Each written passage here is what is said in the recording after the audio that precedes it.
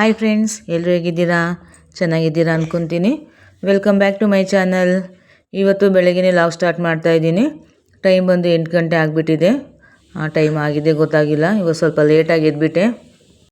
ತುಂಬ ಅರ್ಜೆಂಟಲ್ಲಿ ತಿಂಡಿ ಮಾಡ್ತಾ ಇದ್ದೀನಿ. ಟೈಮ್ ಆಗಿಬಿಟ್ಟಿದೆ. ಹಸ್ಬೆಂಡ್ ಕೂಡ 9 ಗಂಟೆಗೆ ಡ್ಯೂಟಿಗೆ ಹೋಗಬೇಕು. ಪಾಪುನು ಸ್ಕೂಲಿಗೆ ಕಳಿಸ್ಬೇಕು. 9 ಗಂಟೆಗೆ ಸ್ಕೂಲ್ ಬಸ್ ಬಂದುಬಿಡುತ್ತೆ. ಇವತ್ತು ಬೆಳಗ್ಗೆ ಟಿಫನಿಗೆ ತರಕಾರಿ, ಕ್ಯಾಪ್ಸಿಕಮ್ಮು ಮತ್ತು ಸಬ್ಸಿಗೆ ಸೊಪ್ಪನ್ನ ಹಾಕಿ ಪಲಾವ್ ಮಾಡ್ತಾಯಿದ್ದೀನಿ. ಪಾಪು ನೈಟೇ ಕೇಳಿದ್ಲು ಬೆಳಗ್ಗೆ ತಿಂಡಿಗೆ ಪಲಾವ್ ಬೇಕು ಅಂತ. ಕುಕ್ಕರ್ಲಿ ಕ್ಲೋಸ್ ಮಾಡಿ ಪಾಪುಗೆ ರೆಡಿ ಮಾಡಬೇಕಿತ್ತು. ಇನ್ನು ದೊಡ್ಡ ಮಗಳಿಗೆ ತಲೆ ಬಾಚಬೇಕು ಅಂದರೆ ತಲೆನೋವು ಬಂದುಬಿಡುತ್ತೆ ನನಗೆ. ಸರಿಯಾಗಿ ಕೂತ್ಕೊಳ್ಳೋದೇ ಇಲ್ಲ. ಟೈಮ್ ಬೇರೆ ಆಗಿದೆ. ಅದರಲ್ಲೂ 2 ಜಡೆ ಹಾಕಮ್ಮ ಅಂತ ಬೇರೆ ಹಠ ಮಾಡ್ತಾಯಿದ್ಲು. ಪ್ರತಿಯೊಂದು ತಾಯಿಯಂದಿರಿಗೂ ಕೂಡ ಇದೊಂದು ದೊಡ್ಡ ಟಾಸ್ಕ್ ಇದು.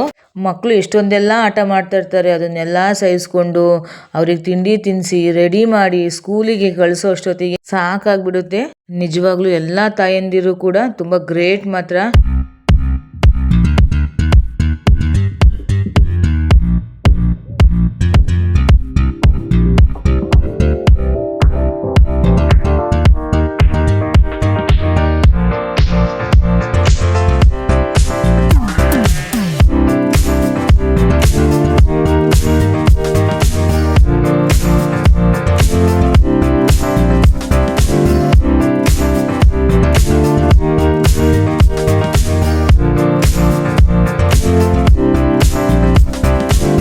ಮೇಡಮನಿಗೆ ತಿಂಡಿ ತಿನ್ನಿಸ್ತಾ ಇದ್ದೀನಿ ಇವಾಗ.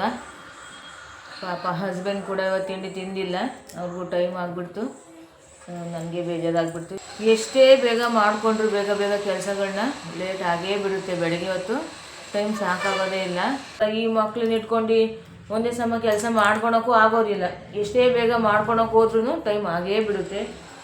ಹೆಣ್ಮಕ್ಳು ಜೀವನ ನಿಜವಾಗ್ಲೂ ಕಷ್ಟ. ಎಲ್ಲದನ್ನು ಹ್ಯಾಂಡ್ಲ್ ಮಾಡಬೇಕಂದ್ರೆ ಭಾಳ ಕಷ್ಟ ಇದೆ. ಇಷ್ಟೆಲ್ಲ ಕಷ್ಟಪಟ್ಕೊಂಡು ಮಾಡಿದೆ.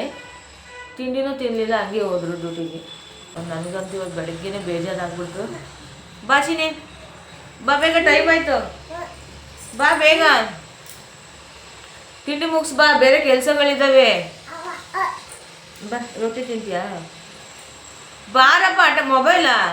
ನೀನು ಒಳ್ಳೆ ಮೊಬೈಲಿಗೆ ಅಡಿಕ್ಟ್ ಆಗಿಬಿಟ್ಟಿದೆಯಲ್ಲ. ಅಳ್ಬಾರ್ದು, ಮೊಬೈಲ್ ಬೇಕಂತೆ ಇವಳಿಗಾಗಲೇ. ಇವಳು ಒಂಥರ ಟಾರ್ಚರ್ ಮಾಡ್ತಾಳೆ ಮನೆಯಲ್ಲಿ. ತಲೆ ಸುತ್ತ ಬಂದ್ಬಿಡುತ್ತೆ ನನಗೆ. ಬೆಳಗ್ಗೆ ಎದ್ದಾಗಿಂದ ನನಗೆ ನೀರು ಕೂಡ ಕುಡ್ದಿಲ್ಲ ನಾನು. ಏನಕ್ಕೆ ಮೊಬೈಲು? ಶುರುವಾಯ್ತಾ ನಿಂದು? ಓಕೆ ಫ್ರೆಂಡ್ಸ್, ಇವಳಿಗೆ ತಿಂಡಿ ತಿನ್ನಿಸ್ಬಿಡ್ತೀನಿ. ಫ್ರೆಂಡ್ಸ್, ಪಾಪುಗೆ ತಿಂಡಿ ತಿನ್ನಿಸಿ ಸ್ನಾನ ಮಾಡಿಸಿ ಮಲಗಿಸ್ದೆ. ಮಲ್ಕೊಂಡಿದ್ದಾಳೆ. ಹಸ್ಬೆಂಡ್ ಕೂಡ ಬಂದು ತಿಂಡಿ ತಿನ್ಕೊಂಡು ಹೋದ್ರು. ನೋಡಿ ಏನು ತೊಗೊಂಡು ಬಂದಿದ್ದಾರೆ ಅಂತ. ಬೇಜಾರು ಮಾಡ್ಕೊಂಡಿದ್ದೀನಿ ಅಂತ ಹೇಳಿ ಡ್ರೈ ಜಾಮೂನು ಮತ್ತು ಹಾಲ್ಕೋವಾ ತೊಗೊಂಬಂದಿದ್ದಾರೆ ಸಮಾಧಾನ ಮಾಡೋದಕ್ಕೆ. ನಾನಿನ್ನೂ ತಿಂಡಿ ತಿಂದಿಲ್ಲ. ಯಾಕೋ ತಿಂಡಿ ತಿನ್ನಬೇಕು ಅನಿಸ್ಲಿಲ್ಲ ನನಗೆ. ಒಂದ್ಸಲ ಬೇಜಾರಾಗ್ಬಿಟ್ರೆ ನನಗೆ ಅದು ಸಮಾಧಾನ ಮಾಡ್ಕೊಳ್ಳೋಕ್ಕೆ ತುಂಬ ಟೈಮ್ ಬೇಕಾಗುತ್ತೆ ನನಗೆ. ಹಂಗಾಗಿ ನಾನು ತಿಂಡಿ ತಿಂದಿದ್ದೀರಾ ಅಂತ ಕೇಳಿದ್ರು. ನಾನು ತಿಂದಿದ್ದೀನಿ ಅಂತ ಸುಳ್ಳು ಹೇಳಿದೆ. ಹಂಗಾಗಿ ಅವ್ರೊಬ್ಬರೇ ತಿಂಡಿ ತಿನ್ಕೊಂಡು ಹೋದ್ರು. ಇದಿದ್ರೆ ಚೈಲ್ಡ್ಹುಡ್ಡಲ್ಲಿ ಜಾಸ್ತಿ ತಿಂತಾಯಿದ್ವಿ ನಾವು. ಇದು 4 ಆಣೆ 1 ರೂಪಾಯಿಗೆ 4 ಬರೋದು. ಆಮೇಲೆ 1 ರೂಪಾಯಿಗೆ 2 ಆಯಿತು.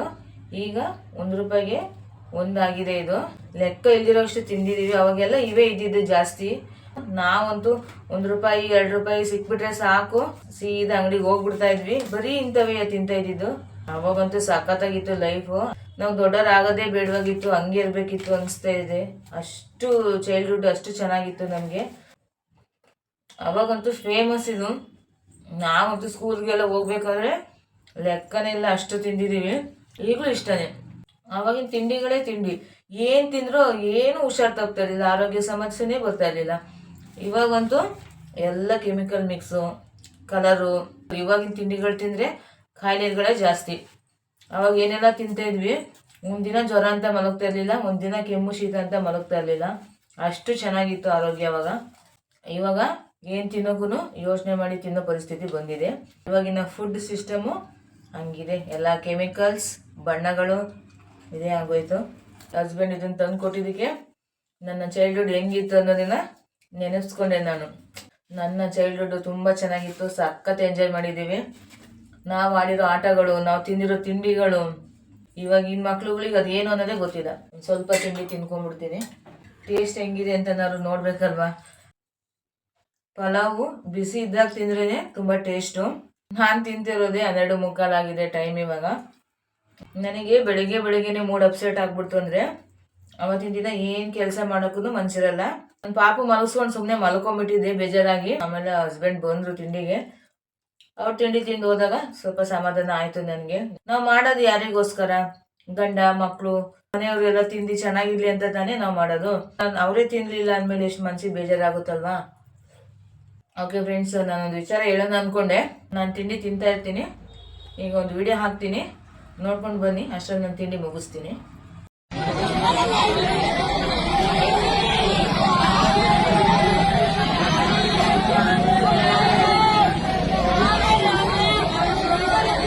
ವಿಡಿಯೋದಲ್ಲಿ ಏನಿದೆ ಅಂದರೆ, ಒಬ್ಳು ಲೇಡಿ ಏನು ಮಾಡಿದ್ದಾಳೆ ಅಂದರೆ ಗಂಡನ್ನ ಕೊಲೆ ಮಾಡಿ ಡ್ರಮ್ನಲ್ಲಿ ತುಂಬಿರೋದು.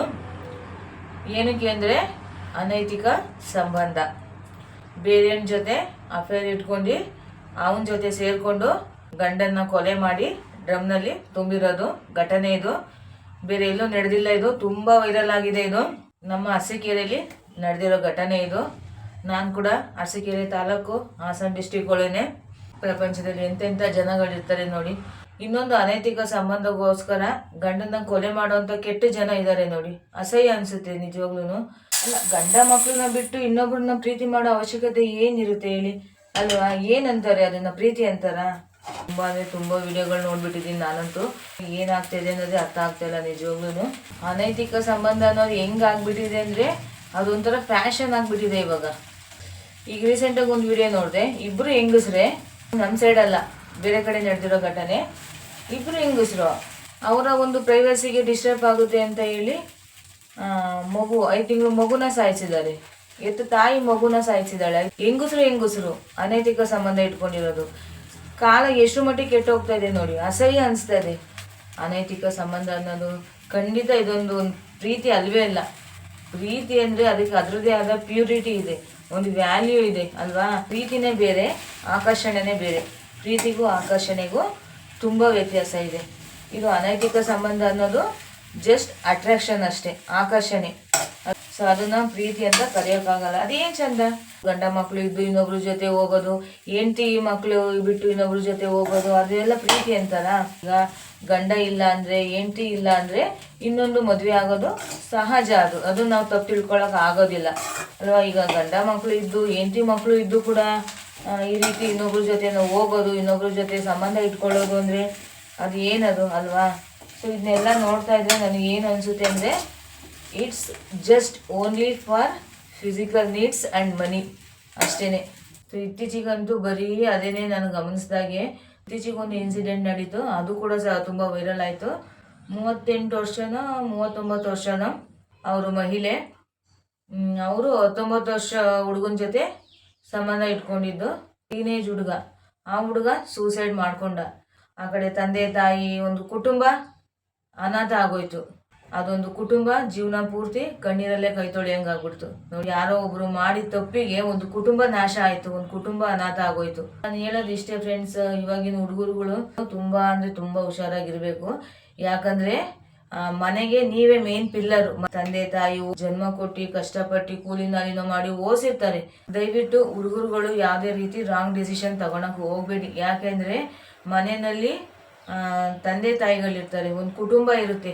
ನಾಳೆ ಆ ಕುಟುಂಬದ ಜವಾಬ್ದಾರಿನ ನೀವು ತಗೋಬೇಕು. ತಂದೆ ತಾಯಿನ ಚೆನ್ನಾಗಿ ನೋಡ್ಕೋಬೇಕು. ತಂದೆ ತಾಯಿ ತಮ್ಮ ಇಡೀ ಜೀವನನೇ ಸರ್ವಸ್ವನೇ ಮಕ್ಕಳಿಗೋಸ್ಕರ ದಾರಿ ಎಳೆದಿರ್ತಾರೆ. ಅವ್ರ ಉದ್ದೇಶ ಇಷ್ಟೇ. ಏನು ಗೊತ್ತಾ, ನಮ್ಮ ಮಗ ದೊಡ್ಡವನಾಗಿ ಕೆಲಸ ತಗೊಂಡು ನಮ್ಮನ್ನು ನೋಡ್ಕೋಬೇಕು, ನಮ್ಮನ್ನು ಸಾಕಬೇಕು ಅನ್ನೋ ಉದ್ದೇಶ ಖಂಡಿತ ಯಾವ ತಂದೆ ತಾಯಿದಿರು ಇಟ್ಕೊಂಡಿರಲ್ಲ. ಅವ್ರ ಉದ್ದೇಶ ಇಷ್ಟೇನೆ ಫ್ರೆಂಡ್ಸ್. ನಾಳೆ ದಿನ ನನ್ನ ಮಗ ಯಾರ ಮುಂದೆನೂ ಕೈ ಚಾಚುವಂಥ ಪರಿಸ್ಥಿತಿ ಬರಬಾರ್ದು ಅನ್ನೋ ಒಂದು ಉದ್ದೇಶಕ್ಕೆ ಅವರು ಓದಿಸ್ತಾರೆ, ವಿದ್ಯಾವಂತರನ್ನಾಗಿ ಮಾಡ್ತಾರೆ ಹೊರತು ಅವರು ನಮ್ಮಿಂದ ಯಾವುದೇ ರೀತಿ ಎಕ್ಸ್ಪೆಕ್ಟೇಷನ್ನ ಇಟ್ಕೊಂಡಿರೋದಿಲ್ಲ. ಅಂಥ ತಂದೆ ತಾಯಿಗಳನ್ನ ನೋಡ್ಕೊಳ್ಳೋ ಜವಾಬ್ದಾರಿ ಮಕ್ಕಳದಾಗಿರುತ್ತೆ. ಯಾವತ್ತು ನಮ್ಮ ಮನಸ್ಸು, ನಮ್ಮ ಮೈಂಡು ನಮ್ಮ ಕಂಟ್ರೋಲಲ್ಲಿ ಇರಬೇಕು ಅಲ್ವಾ? ಸೊ ಮನಸ್ಸಿನ ಮಾತು ನಾವು ಕೇಳಬಾರ್ದು. ಮನಸ್ಸು ಹೇಳುತ್ತೆ ನೀನು ಅಡ್ಡದಾರಿಲೇ ಹೋಗು, ನಿನಗೆ ಇದರಲ್ಲೇ ಖುಷಿ ಸಿಗುತ್ತೆ, ನಿನ್ನ ಜೀವನ ಚೆನ್ನಾಗಿರುತ್ತೆ ಅಂತ ಮನಸ್ಸು ಹೇಳ್ತಾ ಇರುತ್ತೆ. ಆದರೆ ಮನಸ್ಸಿನ ಮಾತು ಕೇಳಕ್ಕೆ ಹೋಗ್ಬಾರ್ದು. ಮನಸ್ಸಿಗೆ ಹೇಳ್ಬೇಕು, ಅಡ್ಡದಾರಿಲಿ ಹೋದ್ರೆ ನನ್ನ ಜೀವನ ಹಾಳಾಗುತ್ತೆ, ಜೀವನ ಪೂರ್ತಿ ನಾನು ಸಫರ್ ಪಡಬೇಕಾಗುತ್ತೆ. ಅದೇ ಜೀವನದಲ್ಲಿ ಒಳ್ಳೆಯದನ್ನ ಆಯ್ಕೆ ಮಾಡಿಕೊಂಡ್ರೆ ಜೀವನ ಪೂರ್ತಿ ಖುಷಿಯಾಗಿರ್ತೀವಿ. ಮನಸ್ಸನ್ನ ನಮ್ಮ ಹಿಡಿತದಲ್ಲಿ ನಾವು ಇಟ್ಕೋಬೇಕು, ನಾವು ಒಳ್ಳೆ ದಾರಿನ ಆಯ್ಕೆ ಮಾಡ್ಕೋಬೇಕು. ಮನಸ್ಸು ಹಂಗೇನೆ ಚಂಚಲ ಆಗ್ತಾ ಇರುತ್ತೆ ಅಲ್ವಾ. ಸೊ ನಾವು ಹೆಚ್ಚಾಗಿ ಅದ್ರ ಕಡೆ ಫೋಕಸ್ ಮಾಡಬಾರ್ದು. ನಮ್ಮ ಜೀವನದ ಉದ್ದೇಶ ಏನು, ನಮ್ಮ ಜವಾಬ್ದಾರಿ ಏನು, ನಮ್ಮ ಗುರಿ ಏನು ಅಲ್ವಾ. ನಮಗೆ ಅಂತ ತಂದೆ ತಾಯಿ ಇರ್ತಾರೆ, ಅಕ್ಕ ತಂಗಿ, ಒಂದು ಕುಟುಂಬ, ಒಂದು ಫ್ಯಾಮಿಲಿ ಅಂತ ಇರುತ್ತೆ ಅಲ್ವಾ. ಎಲ್ಲ ಜವಾಬ್ದಾರಿಗಳನ್ನು ತಗೋಬೇಕು. ಆಗ ಮನಸ್ಸು ಆ ಕಡೆ ಈ ಕಡೆ ಹೋಗೋದಿಲ್ಲ ಅಲ್ವಾ. ಮನಸ್ಸು ನಮ್ಮ ಹಿಡಿತದಲ್ಲಿ ಇರುತ್ತೆ. ಸೊ ಹಂಗಾಗಿ ಜೀವನದಲ್ಲಿ ಒಂದಷ್ಟು ಜವಾಬ್ದಾರಿಗಳನ್ನ ತಗೊಳ್ಳಿ. ತಂದೆ ತಾಯಿ ಓದಿಸ್ತಾರೆ, ಚೆನ್ನಾಗಿ ಓದಿ ಒಂದು ಒಳ್ಳೆ ಕೆಲಸನೋ ಅಥವಾ ಏನೋ ಒಂದು ಬಿಸ್ನೆಸ್ಸು, ಜೀವನಕ್ಕೆ ಏನಾದರೂ ಒಂದು ಒಳ್ಳೆ ಕೆಲಸನ ಮಾಡ್ಕೊಳ್ಳಿ. ಒಂದು ಏಜ್ ಅಂತ ಬಂದಾಗ ತಂದೆ ತಾಯಿಗಳು ಮದುವೆ ಮಾಡ್ತಾರೆ, ಇಲ್ಲ ಲವ್ ಮಾಡ್ತೀರಾ, ಲವ್ ಮಾಡಿ ಮನೆಯಲ್ಲಿ ಒಪ್ಸಿ ಎಲ್ಲರ ಆಶೀರ್ವಾದ ತಗೊಂಡು ಮದುವೆ ಆಗಿ ಒಂದು ಒಳ್ಳೆ ಜೀವನನ ಎಂಜಾಯ್ ಮಾಡಿ. ಯಾರು ಬೇಡ ಅಂದ್ರು? ಜೀವನ ಅನ್ನೋದು ಒಂದೇ ಸಲ ನಮಗೆ ಸಿಗೋದನ್ನ ನಾವೀಗ ಇದೀವಿ, ಮತ್ತೆ ಮುಂದಿನ ಜನ್ಮ ಅನ್ನೋದು ಇದೆಯೋ ಇಲ್ವೋ ಗೊತ್ತಿಲ್ಲ ಅಲ್ವಾ.